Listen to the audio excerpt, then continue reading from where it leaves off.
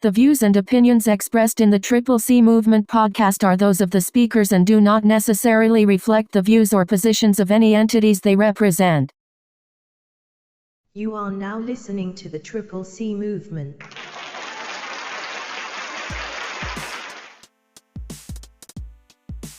Greetings, everybody. Welcome to the Triple C Movement, where we focus on the 3Cs by offering our opinions on how to advance Black culture, discussing topics that are important to the Black community, and promoting entrepreneurs and businesses to help increase Black capital.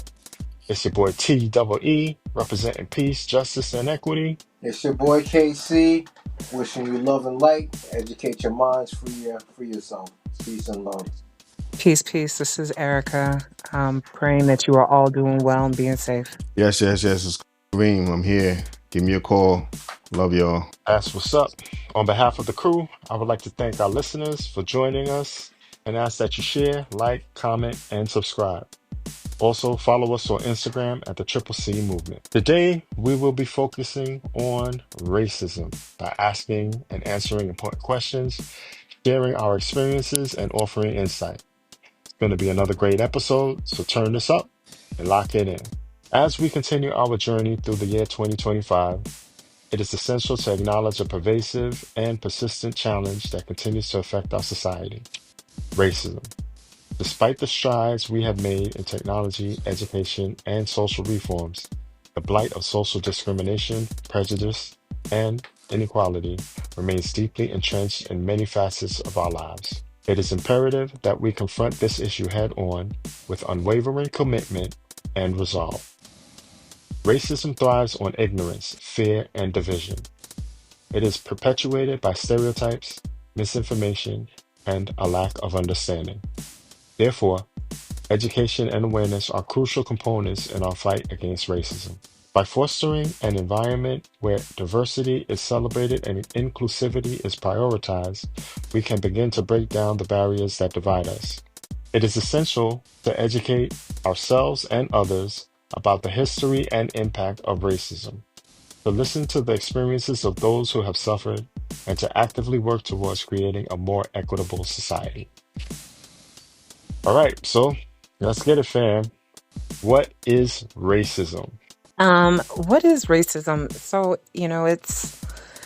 what is it to me is it's like a social construct that is basically someone who is in a position of power who can impose biases and restrictions on me based solely on my race and, what I look like physically, my skin color, right? Not my ethnicity, but my race. And so that to me is racism. And it has been pervasive for hundreds of years, and it continues to unfortunately thrive today, and it seems to have taken new root and is sprouting in places where I never anticipated it to be sprouting. So that's what racism is for me. Great answer. Anyone else? I'll jump in. Definitely, I agree. Racism is a system, whereas one race feels they're superior to another race. And I could go more complex, but basically it's a system that's in place, and it's fostered by those in power, and it's been around for many years, and unfortunately many years feeling the repercussions of slavery, of different systems that were founded based on race. All right. I agree. Me, I can keep it short. I think racism is a form of one race is scared of the other for some kind of shape or form. Especially, it seems like it's a bully mentality when it comes to if it's five of them and it's one of me, then you want to act racist. But then when it's just me and you, I don't see that same kind of energy.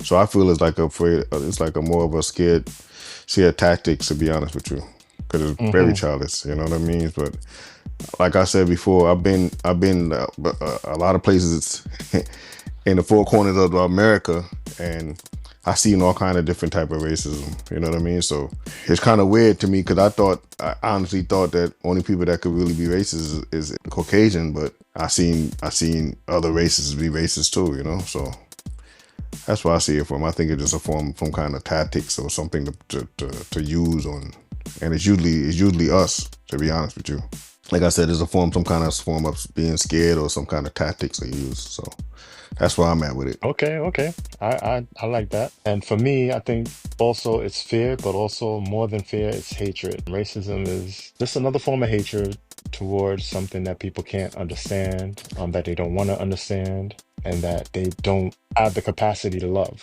I cannot like somebody, but the way that I treat them be nice. You know what I'm saying? Like I cannot like you, and the way that I treat you be a decent. I can treat you like a human being, and I don't like you. But when you hate somebody, it's damn near impossible for you to treat someone like a human being. And that's why I think racism falls into the category of those people who can't control how they treat black people based on the way, based on their skin. And you know a racist person from a person that doesn't like you. Like Mm-hmm. a person cannot like you, and yeah, they don't like you. You can tell they got a little attitude. But a racist person, you'll see that you'll see in the way that they treat you that this person really, really, really hates me. That's the difference between me. Like, it's prejudice and it's racism. So yeah, you're judging me because I'm black and because I dress a certain way, because I talk a certain way, because I look a certain way. All right, you don't know me. That's prejudice, you know. But when you're racist, you hate this person, you hate everything this person stands about, and you cannot control it. So that's the way I look at it. Yes, it's I, about power also. It's about power also, but I think that's more because the people in power don't want to understand the people that don't have power. They want to understand people who have power like them. Yes, it's about power, but only to the extent that if a black person that does have power is in the vicinity of a white person that does not, they'll try to understand each other. But when you have no power, they ain't trying to hear anything you got to say, and they don't want to understand you, and they hate everything about you because whatever they see as a division between the two of you. So that's my take on it. But somebody else was trying to chime in, Casey. yeah, KayCee here. Just Reem brought up a point, and I was thinking about something to myself because when I think of racism, I think of power. Because if you have no power, then you really don't have. I don't like you. You don't like me. I could do something to you, but then at the end of the day, you're just gonna go ahead living your life. Racism is a system that was put in place, like no blacks can live in this community, and it's still that was 60 years ago, and in 2025 we're still seeing the effects that no blacks are still not living in the community. So, Reem, I had a question for you, and I guess for the whole group, really. I was thinking, can a black person actually be racist? That's a key question. I don't think we can. We can not like what's going on in a situation, but I don't think we could be racist. What racist of what? You know what I'm saying? Ooh. You know what I mean? We can not like what's going on. Listen, we cannot like certain people, right? But we have a tendency to not like all. I could not like let's put it. I could not like this white person over here, right? Don't mean I'm racist to him. What racist? But I'm gonna say, don't come out here. Don't come here. You can't come in my neighborhood. You know what I mean? I don't know what the agenda is for me to be racist towards them. I'm not racist. So I'm not racist. Period. So I don't even know what the agenda is. You know what I mean? So I don't think so. I don't think a black person could be racist. To be honest with you, we can say I don't like black people. I don't like white people. I don't like these people, but we ain't racist. Oh, can I Exactly. let me add my Mm-hmm. 2 cents? I think what we're describing when we say power is really just another form of classism. Mm-hmm. So when you say power, you're basically referring to how much money you have and how much influence you have over another group of people, right? Mm-hmm.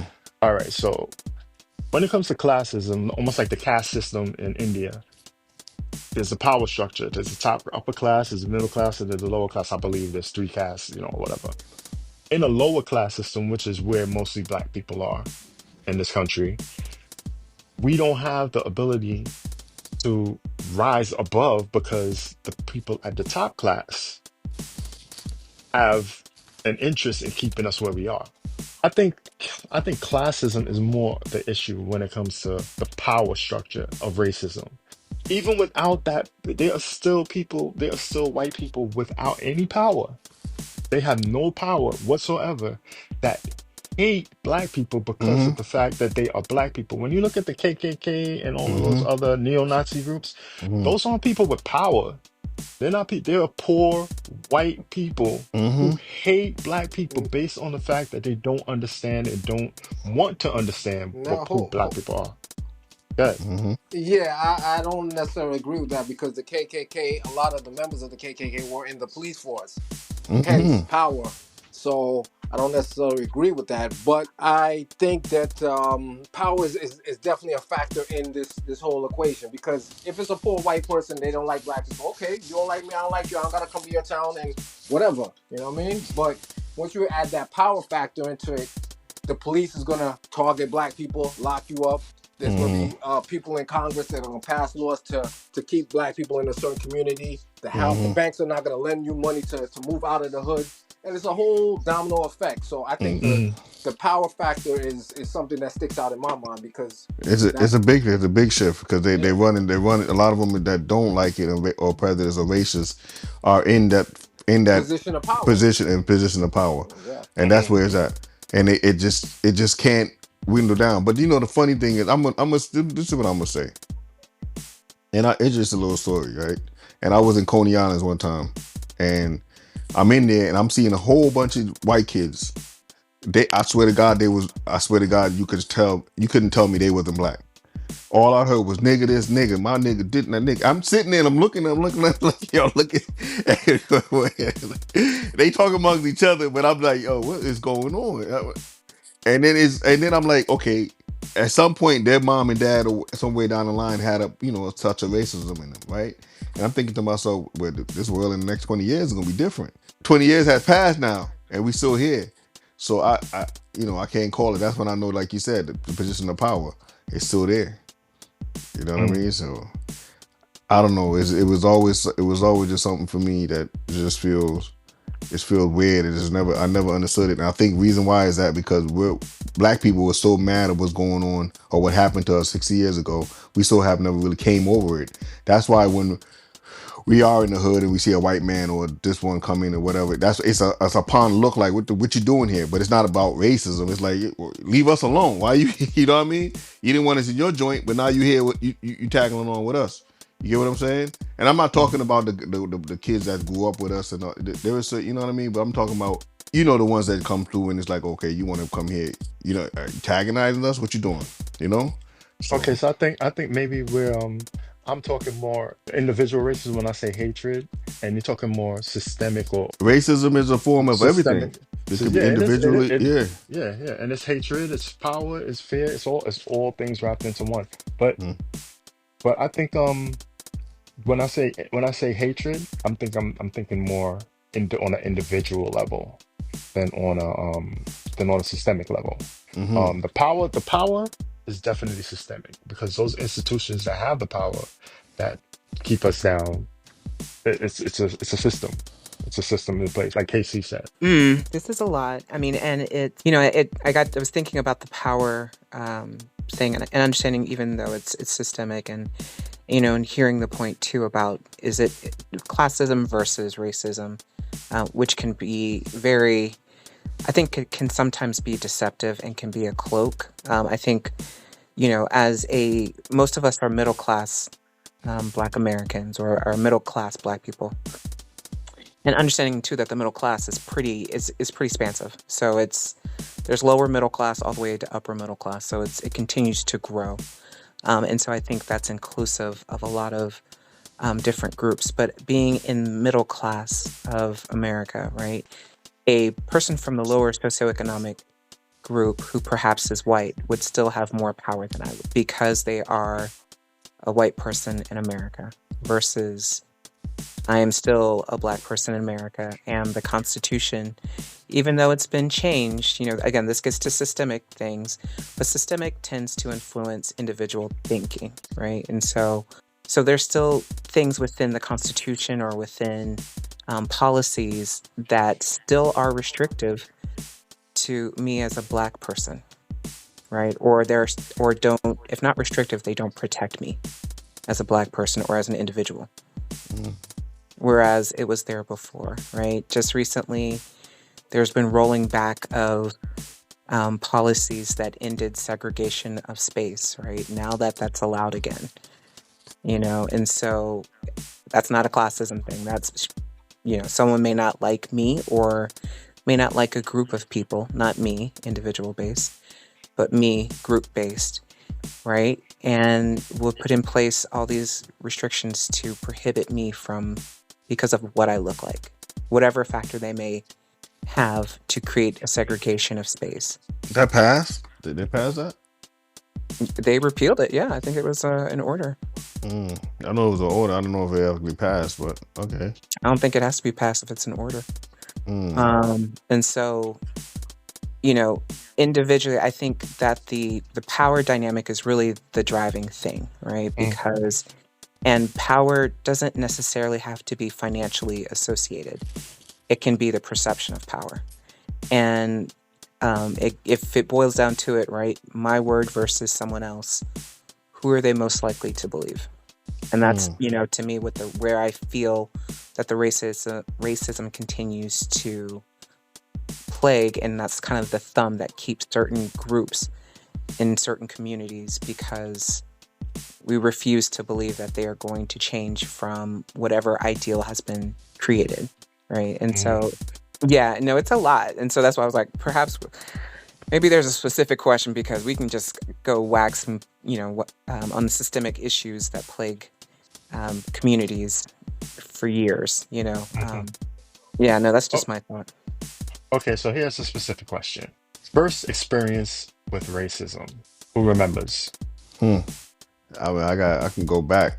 My first experience with racism is I got pulled over. I was in California. I just bought this car. This is the first day I bought the car.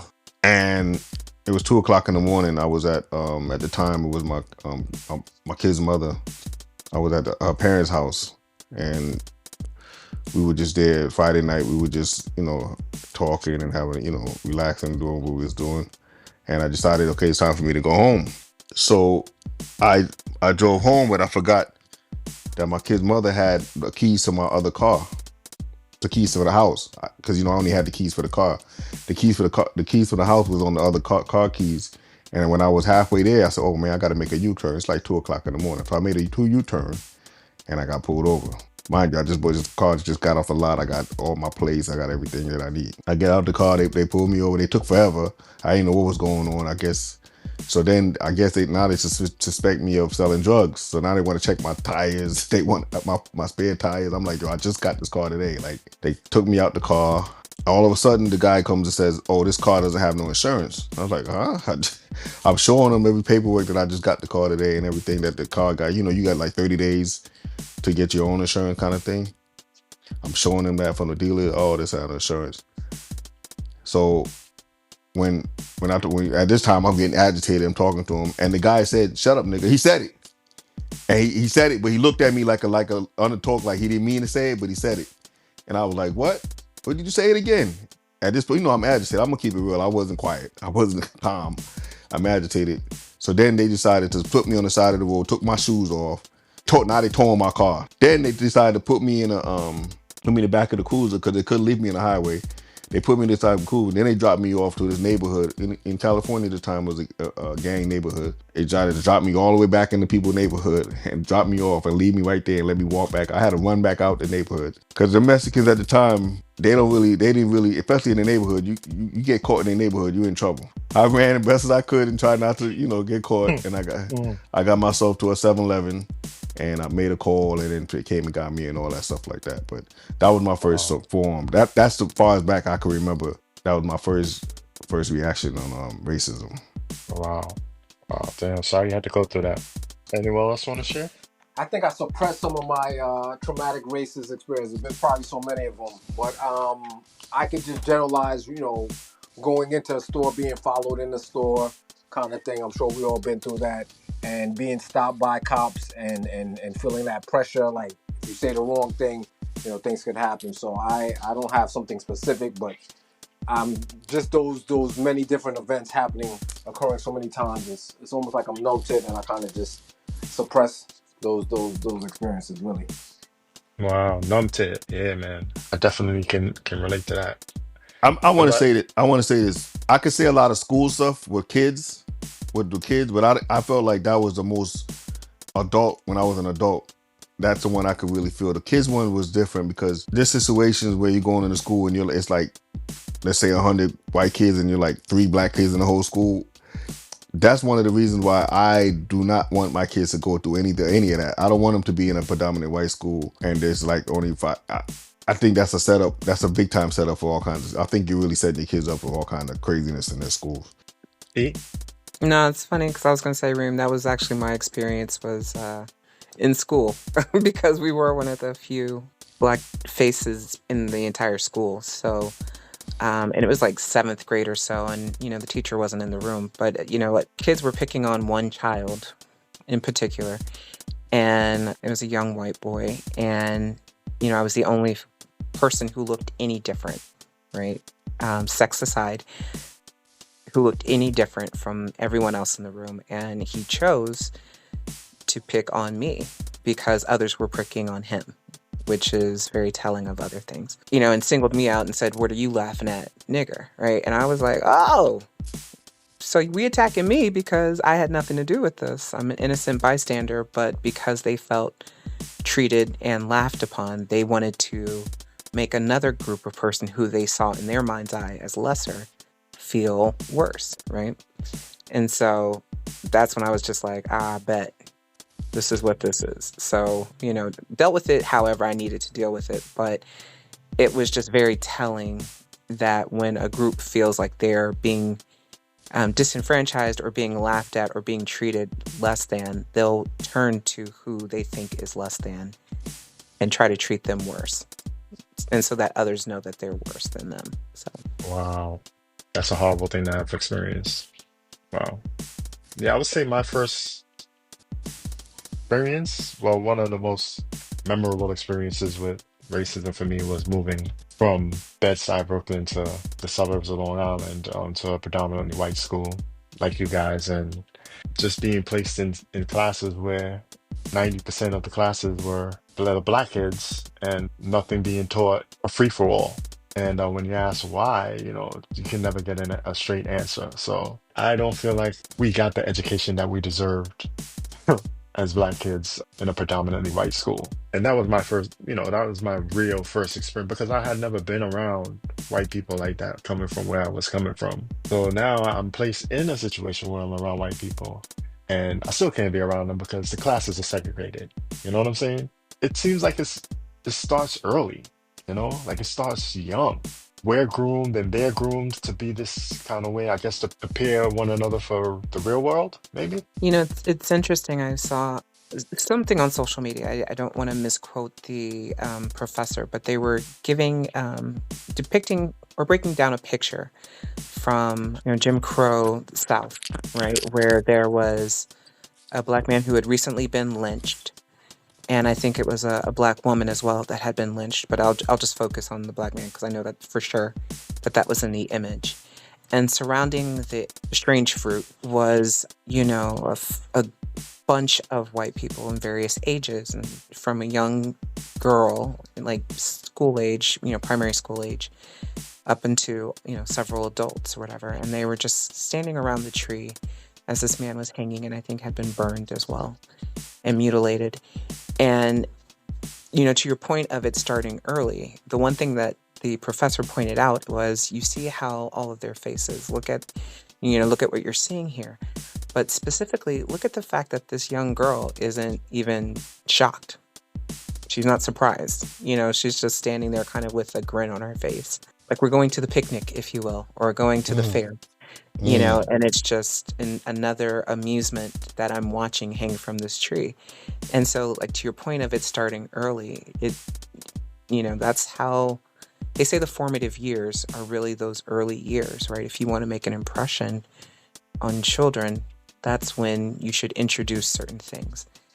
And if it's introduced that early, who knows, like, how deep it goes. You know what I'm saying? So that being said, is there a cure for this thing that we call racism? Is there a cure, and what does that look like? I don't think there's a cure, but I think we just need to instill in people love. I mean, love is the answer. I mean, we both bleed the same blood. We are, we all have this similar human experience as a whole. We're born, we're adults and we die. So that commonality should bond us as a human race. But I think, like I said, I think the main thing is love and start from young and let kids know that we're all part of the human race. Whether or not that'll work, I'm not 100%, but that's a step in the right direction. The cure is actually me. For me, I feel like the cure for me is I don't pay it no mind. What I mean by that is I ain't racist. I'm gonna show love anyway until I find that energy is not showing. You give me that energy, then you can get that. I can get that energy back. Cause I really feel like this is how I feel. You can't beat me. So that's like that's just how I feel. At the end of the day, I'm like, well, you can't beat me. So you feel that way, then all right, I can feel this way too. You know what I mean? So that's the cure I have because I like spreading love. I think love is where it's at. Like KayCee said, that's the only cure I can think of. But I don't know if it actually is a cure because it's not just here. You know, I think it's across the globe. First of all, I would agree with Reem that like this is definitely it's not unique to this nation. Like it's I think you pointed out the caste system that exists in India and in other nations. So yeah, no, for sure. I think that there is a cure. It's like a cancer, right? The way to treat cancer sometimes is you have to cut out that which is invasive to the body, right? Or you need to treat it with strong radiation and kill it. I'm not saying to kill people, but it's to completely change. There needs to be deep training to basically probably get to the deep-seated issues as to why there is racism, right? Because it's based on something. It's not just I hate because I hate. Like that, it has to be based off of something. And so addressing whatever that something is at the individual level will work. Now, systemic racism is more, I think, an economic thing. And that is going to be a longer kind of healing process. But I do think it is achievable.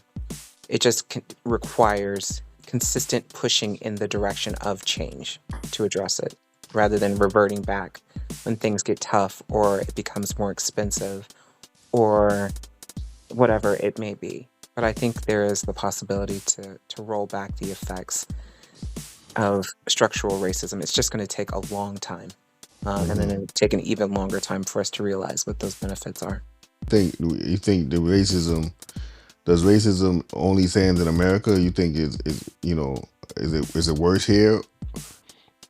Do you think it's worse anywhere else as what we're dealing with and in today's society? I think the whole world is against black people. That's what I think. I think the Mm, whole world looks down on black people, mm, and the darker you are, the worse you're treated all around the globe. mm, All around the globe. Even in India, the mm. lighter Indians Treat get the darker ones like this, huh? they're the top. They're the upper class. They're upper caste, Mm. and the darker Indians are the bottom caste. Go ahead. It's funny because I had a friend that went to Cuba and she was saying that the light skin Cubans or the white, I guess the white Cubans treat the black ones like they black, like they're Cubans, but since they're black, they're niggas. You know what I'm saying? So they treat them like they don't get the good jobs. They get all the buffing, they pick up the trash job.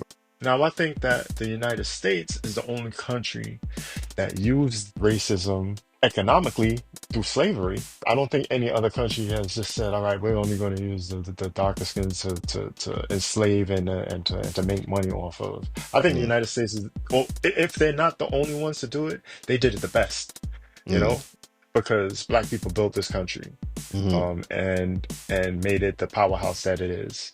Even if America is not the only racist country, they did the shit the best. What do you guys think? Do you think slavery was racist? Was based off of racism? I think racism was used as a tool to enhance the wealth and the power, but I think slavery was more economic than racial, because before money got involved, black people and white people were trading, and in Africa were trading, and had good relationships. And it was never about you're blacker than me and I'm better than you, and It wasn't about that until money got involved, until the new world was found, and people realized, oh yeah, we can make money, a lot of money over here. We just need people to work the land and build it up. So I guess I'm Yeah. trying to figure out, like, when would we say racism really began, right? Because if it's economic, right, they saw us as property and as a means to an end. And so in order to keep people as a labor force where they're not intelligent enough, and I'm doing air quotes, intelligent enough to make their own decisions, like, and you have to guide them, so to speak, I got you. It ended when slavery ended. When slavery ended, is when that's racism all. began. That's all they had left. That's all they had left because they couldn't make the money, the wealth, the fortunes that they were making off of us anymore. All they had left was what they knew, and which is we hate you because you're black, and that's it. Or we have power over you because you're black and we're white, and that's the way it's supposed to be. And so that's what Jim Crow was really all about, right? Jim Crow was just about, oh yeah, we can't force you to work for us anymore, but you're still not on our level. You're still not ever going to be on our level. You're still not going to own anything. So that's when the real racism started to, in my opinion. Slavery was economic, and Jim Crow and everything following that was all racist. I definitely think there's some truth to it. I mean, I would have to factually check, but based on the sequence of events, it sounds like that is probable because things did intensify with those Jim Crow laws that just punished us, pushed us back, even further. So I think it's highly likely. I agree. Hmm I agree. I agree exactly what KayCee said. So it's just a sad thing, but I don't even know. Sometimes I hate talking about this because after this today, I might want to go outside and slap somebody. I swear to God, man. Feel you. I feel you. Spread But if love, we, spread love, but yo, but spread yo, love. but It's all about yo, love. if we don't talk about it, right? Then Mm. we ain't doing no better than the racists, right? You're right. You're right. We ain't doing no better than them. So we got to do this. Like, we got to do this, and we got to encourage more people to do this. So that's the first step to that cure that E was talking about. Talking about it, right? Reparations. Reparations. Is it possible? What does it look like? Who gets it? Who doesn't?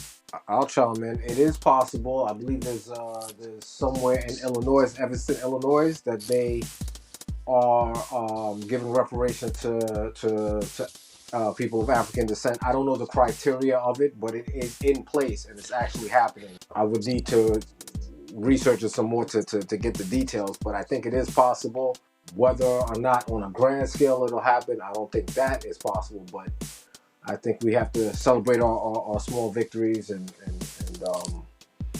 keep fighting for it. I hear that. And who gets it though? Who gets it and who doesn't get it?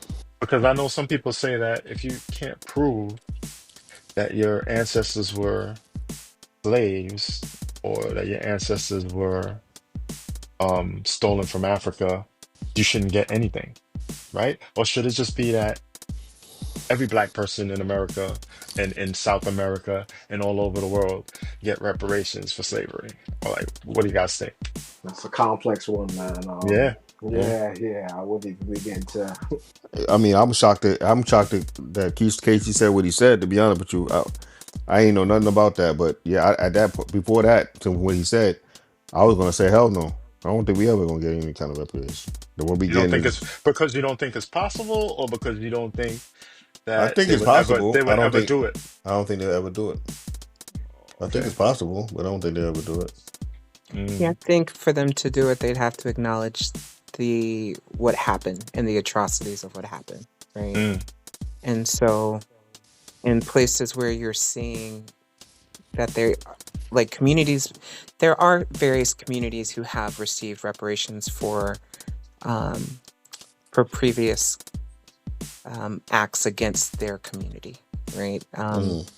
I think some Japanese Americans, as a result of World War II and what happened with that, in terms of being interred in prison camps in the U.S. as Japanese Americans, may have received reparations. I believe I've read read that somewhere. And similarly, I think there's other communities that have perhaps not in the U.S. but abroad, who have been recognized as, yes, we're sorry your community went through this, and so here are reparations. I think, though, to T's point, that they did have to prove direct descent to it, but the challenge with that in the U.S. is what record Records are keeping gone. is done. Yeah, The records records are are gone. gone, and how many times were people separated and given different names, during slavery? So And not only that, how many times were slaves sent from the States to the Caribbean, back to the States, back to the Caribbean?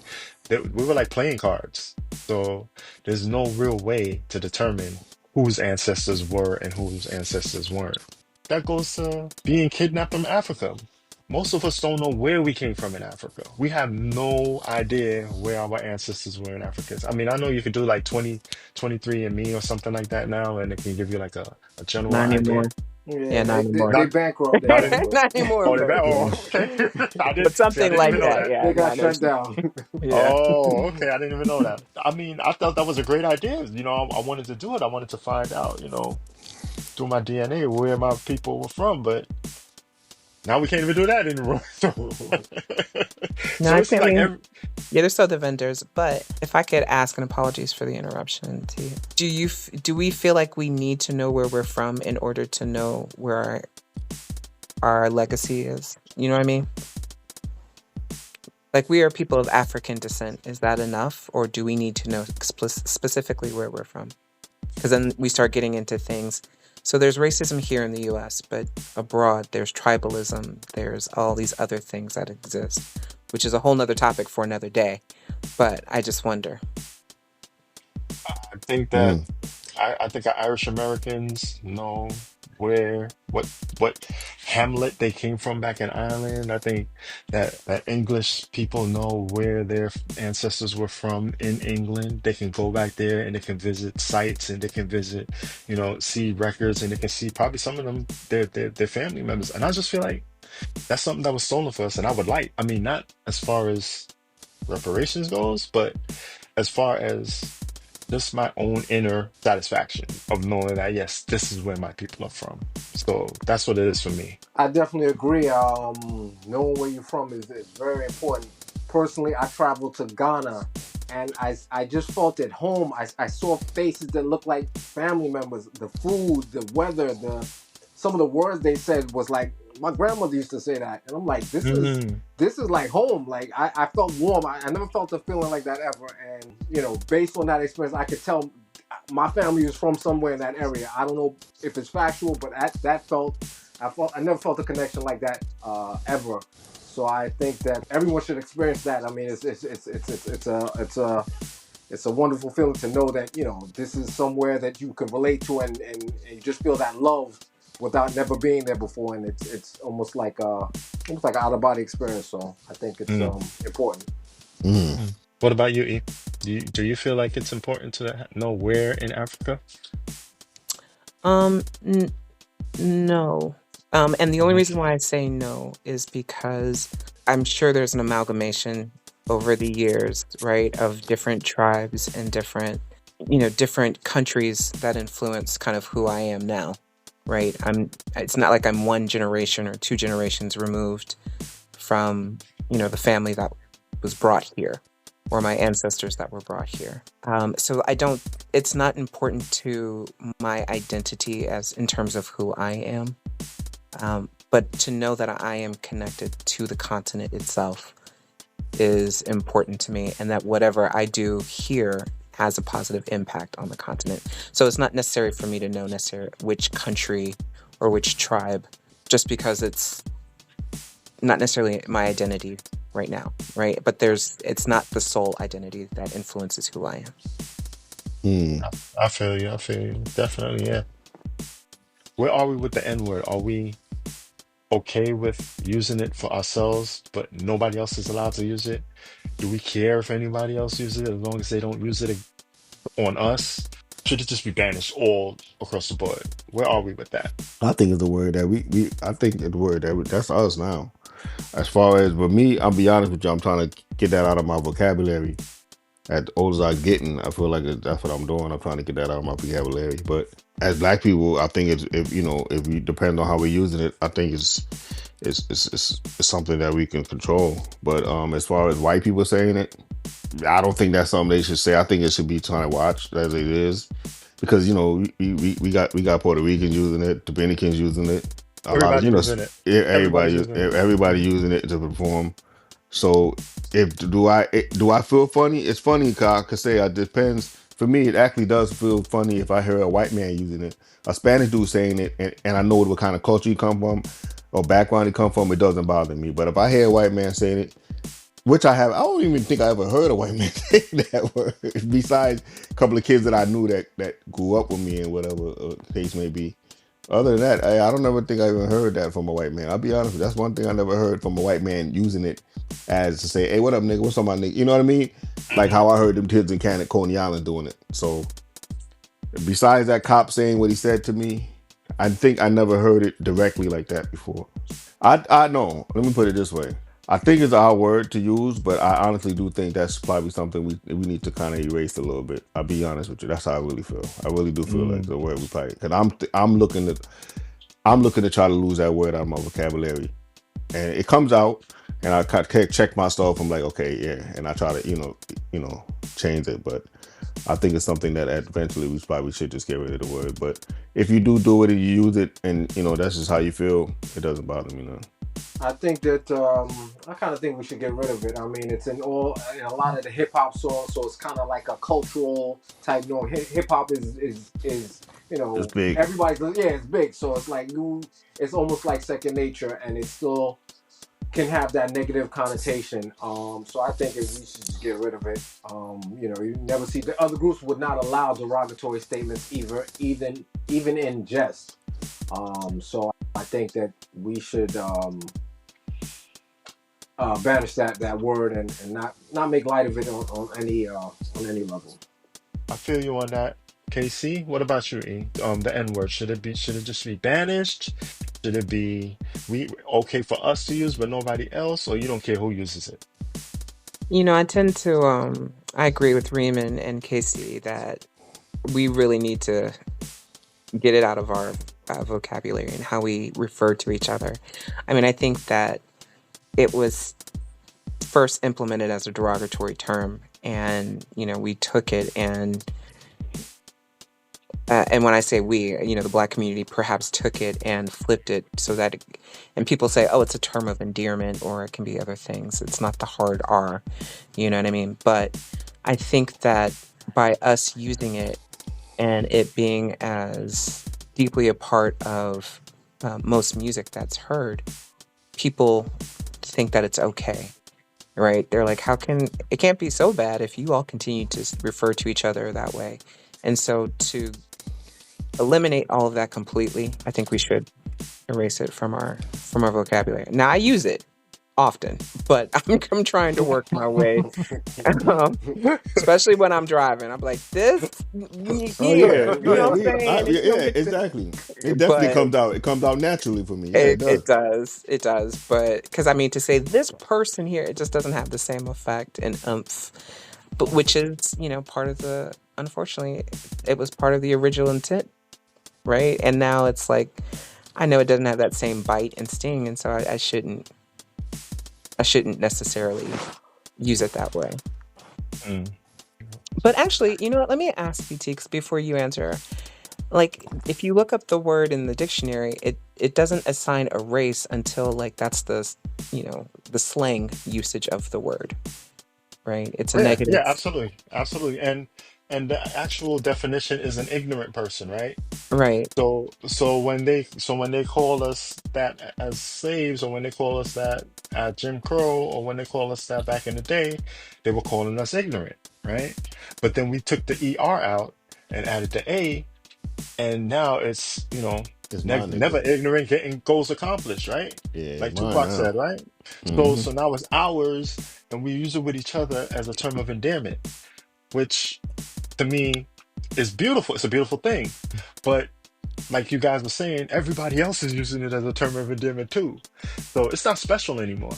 There's nothing special about us saying it to each other anymore, and everybody's using it, and eventually somebody's going to use it with us that we're not going to like, and it's just going to cause a whole bunch of, oh, you didn't say the A or you said the ER. It sounded like you said the ER. No, I didn't say the ER. I said No, the no, A. no, no, You no, know no. what I'm And saying? I don't even give no Like, white man. I'm being honest with you. The white man got you. I don't care if you said the A, the ER. You nigga, nah, you got a problem. I don't know who you are to. Yeah, it's a big problem. Yeah, it's a oh, big yeah. problem. So I think Hmm. definitely I stopped Hmm. using it like a long time ago. I don't use it. Just because I feel like if Harriet Tubman would have heard me using that word today, she would have to call another black person, she would slap me in the face. Or anybody else, any former slave or anybody who was in Jim Crow. Like they would slap me in the face. Like, what are you doing? You know how hard we had to work to get rid of that, to not have being treated like that? And now you're just gonna use it all willy-nilly. So I stopped using it for that reason. But I don't have any problem with anybody else using it. I mean, my boy calls me nigga all the time, and I'm like, yo, it's cool. I don't feel any way about it. I do have a problem when white people say it, but again, it's just so normal now. Everybody's doing it. Everybody go to the gym. The Indians are calling each other nigga. The Spanish are calling each other nigga. The Muslims are calling each other nigga. Everybody's calling each other nigga. So what do you do at that point? You- is it even possible to get rid of that word right now? Nah, yeah, probably that word It's gonna not be there. possible. It's not Yeah. possible. So that's how I feel. But yeah, But are they saying it because they're hearing it in music, and so I'll I be mean, honest like, with you. this I think they like the flavor. I'll be honest with you. They like the flavor. They like how we move with the word amongst each other. every culture that comes here they want to emulate us first. You know what I mean? But they got other things going on outside of, being cool that they can go to those other places and be treated like those white folks do and not use the word and not use the slang and still get treated differently. But every culture that comes to this country, they start with the hip hop. And then a couple generations later, they done with the hip hop, and next thing you know, they above that. You know what I mean? So we like a stepping stone, basically, to foreigners when they come to this country. That's the way I look at it. I agree. It's a matter of convenience. I'm a hip hop head now, but when you see me in the courtroom, you know what I mean. Hmm. I'm Mister whatever. I don't want to put no stereotypes, but yeah. So it's just a Yeah. matter of convenience. Unfortunately, at our expense. Hmm. Hmm. but it's interesting because like there was a period in hip hop where you didn't hear it as much, right? Or certain types of, this is going to just spin to a whole thing. But I was just thinking about it, right? I'm a big X Clan fan. I loved X Clan, The red, the black. the The green with the conscious, keys, the conscious right? movement. Yeah, More the conscious, conscious yeah, movement. brand Nubians and things of that nature. Very, very conscious hip hop, right? And so you didn't hear it as much in that, but that didn't sell, right? So Mm, what sold, right? Or gangster. it did sell, but it didn't have necessarily the staying power as, NWA. And this is again no shade to any hip hop. I love all hip hop, but NWA was more. It was cooler. It was It was cooler. cooler. It No, was more pop. It it was was more for the youth in accepted the by. streets. Yeah, I For the mean, kids in the streets. Yeah. and well, we know the number one consumers of hip hop are what, white kids, right? Hmm. So like they were hearing the gangster rap and I said the hard R on that one, gangster rap. You know what I'm saying? So, and that's where that somehow took root, and the conscious rap didn't, which is interesting, right? Even so, that's why I think, and that's what sells. And so, to your point, can we get rid of it? I think we can, but we got to change the music and the culture, right? Because they're hearing it in the music. And you'll see all these things on social media where there's like a white friend and a black friend, and they'll play a song, ride every day for my, and then they look at the white guy to see if he He says can't the say it. He word. can't say that. Right. He He can't can't say say it, that. but it's like, but you're hearing it. You know what I'm saying? And Mm. so Mm, we mm. know that the more we hear things, the more it feeds us and the more you tend to incorporate it. So I think, to your point, I think we can get rid of it. It's just as a matter of we may have to start with And I'm not talking about censorship, but just revising what we're saying in hip hop songs. Like they don't have to use the N word as much. I think that's a good that's a good phrase that you just used. Censorship. Isn't it censorship though? I mean, if we get rid of the word, that's censorship. You don't have Hmm. the freedom of speech to say it anymore. You're censor. I mean, we're going way off topic here, but is it okay to tell people not to use a word to express themselves a certain way? I mean, Yes, To and to different cultures do it on a regular yeah, basis, and they're up in arms if you even allude to it. Just like mm, we experience this now, you know what I mean? So why can't we have that same power and that same respect for ourselves? You know what I mean? So mm. mhm. I definitely think it should be banished, but you know, it's a tough road to climb, but it may be possible. Yeah, I'm with Okay. KC. I think so because it's like us telling a white person that they can't call us the N word because we're censoring them, and they Mm, should be able to speak freely, right? So mm. it's you have to. I think it's you have to be careful how we start letting open Pandora's box. You know, if we Amen. say, Amen. okay, it's just okay for us, but they can't use it. I mean, if it's good enough for us, the same rules have to apply, and I think we should hold ourselves as well to a higher standard, understanding what it means. I just want to add this. This is what I want to add. I have a lot of white friends, and I love them. They love me, and I know who they are. They know who they are. Um, it's really who you treat people and how you treat people. You know what I mean? Like I said, I try to spread love no matter what. Until you give me the energy that you don't, then I'm gonna give you the same energy back. So I think that's in the community. I think we could do better. Um, really and truly, we're all human. We all live in the same life, like you said before, TC. So if we can all spread love and just make sure we're doing it, because I like to go across the globe and see all kind of different vibes and different cultures and everything, and I think it's a beautiful thing. So if we can get there, we'll get there.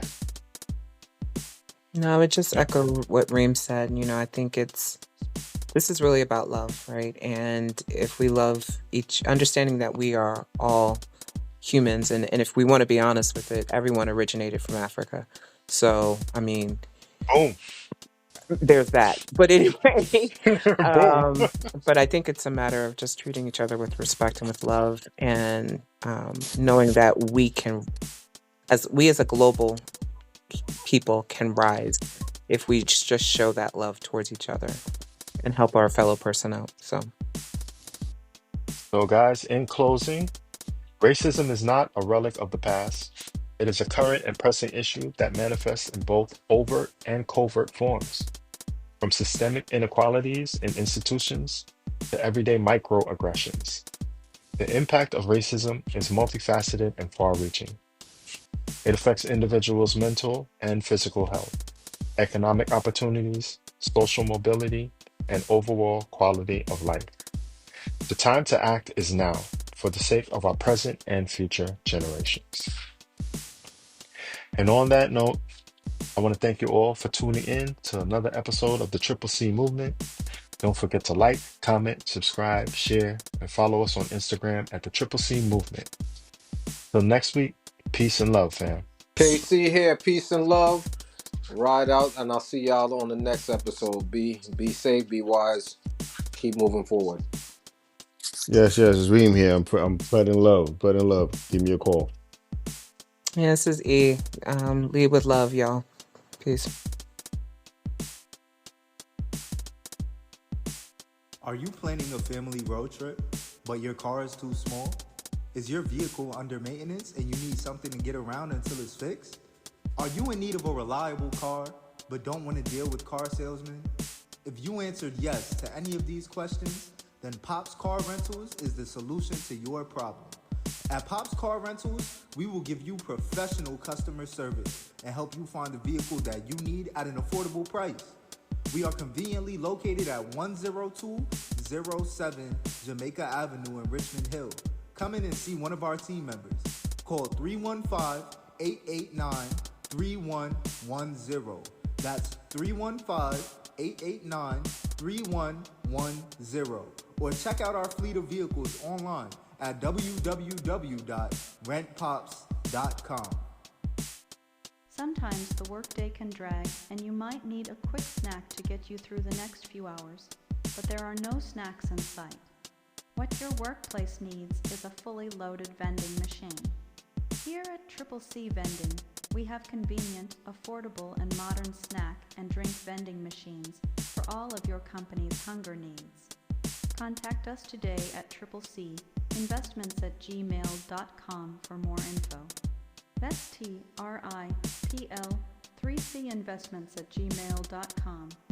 Never let hunger slow you down. Keep snacking, my friends.